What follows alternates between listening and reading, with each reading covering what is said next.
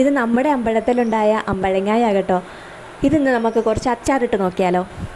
ഇതെല്ലാം കൂടെ ഒന്ന് കഴുകിയെടുത്ത ശേഷം നമുക്ക് അരിഞ്ഞെടുക്കാവേ. നമ്മുടെ ഒരു ചെറിയ ചെടിയാണ്, അതിൽ നിന്ന് ഇത്ര അമ്പഴങ്ങ കിട്ടി കേട്ടോ. ഇത് നീളത്തിൽ അരിയുന്നവരുണ്ട്, ചെറുതായിട്ട് അരിയുന്നവരുണ്ട്, തൊലി ചെത്തിയിട്ട് ഇടുന്നവരുണ്ട്. നമ്മളിത് മാങ്ങ ഇടുന്ന പോലെ തന്നെ ചെറുതാക്കി അരിയുകയാണ് ചെയ്യുന്നത്. ഇത് മുറിക്കുമ്പം തന്നെ നല്ല പച്ചമാങ്ങയുടെ മണമാണ്. ടേസ്റ്റും പച്ചമാങ്ങയുടെ പോലെ ആണെങ്കിലും ഒരു അച്ചാറൊക്കെ ഇടാൻ പച്ചമാങ്ങയെക്കാളും എനിക്കിഷ്ടം ഈ ഇതാട്ടോ. നമ്മുടെ തന്നെ വീട്ടിലുണ്ടായതുകൊണ്ടാട്ടോ ഞാനിതിൻ്റെ തൊലി ചെത്താത്തത്. വാങ്ങിക്കുന്ന അമ്പഴങ്ങയുടെ തൊലി ചെത്തിയിട്ട് ഉപയോഗിക്കുമായിരിക്കും കേട്ടോ നല്ലത്.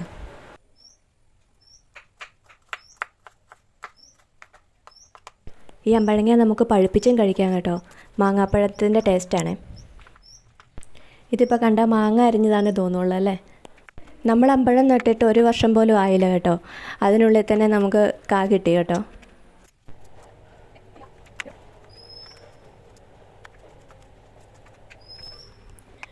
ഇതെല്ലാം അരിഞ്ഞു കഴിഞ്ഞ് നമുക്കെല്ലാം കൂടെ ഒരു പാത്രത്തിലേക്ക് ആക്കിയിട്ട് ഉപ്പിട്ട് നല്ലാതെ തിരുമ്മി കുറച്ച് നേരം അങ്ങനെ തന്നെ ഒരു 10 മിനിറ്റ് റെസ്റ്റ് ചെയ്യാൻ വെക്കണേ.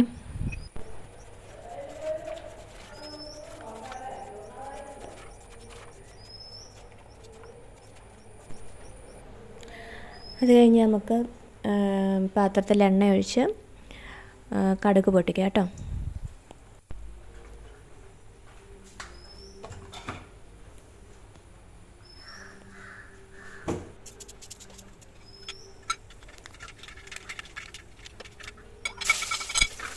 പിന്നെ ഉള്ളി, വെളുത്തുള്ളി, കറിവേപ്പില, ഞാൻ കുറച്ച് പച്ചമുളകും കൂടി ഇടുന്നുണ്ട്. കാന്താരിയായിട്ടോ ഇടുന്നത്.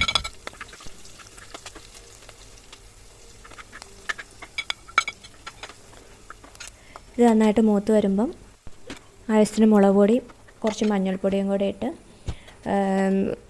ചൂടാക്കണേ. ഇതിലേക്ക് നമ്മൾ ഉപ്പിട്ട് വെച്ചിരുന്ന നമ്മുടെ അമ്പഴങ്ങയും കൂടെ ചേർത്ത് കൊടുത്ത് നന്നായിട്ട് ഇളക്കി മിക്സ് ചെയ്യണം കേട്ടോ.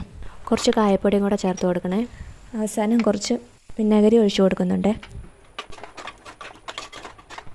അമ്പഴങ്ങ അച്ചാർ റെഡിയായി കേട്ടോ. അപ്പോൾ എല്ലാവരും ലൈക്ക് ചെയ്യുക, സബ്സ്ക്രൈബ് ചെയ്യുക.